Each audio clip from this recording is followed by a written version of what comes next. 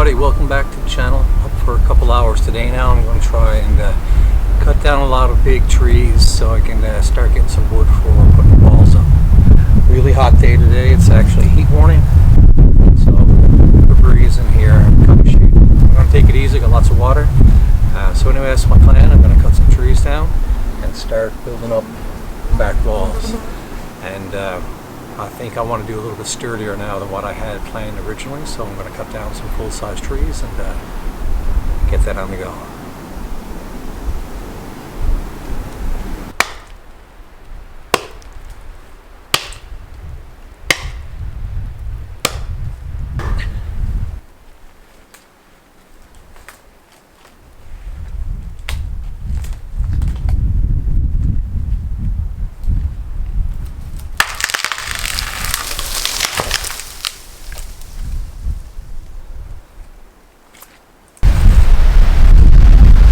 Few big trees like that won't be long closing the walls in. So I just measured around roughly 4 lengths of the X. I'm going to measure that out and cut that down here so it'll be one piece. I should be able to get another 2, possibly 2, at least 1 more out of this piece of wood.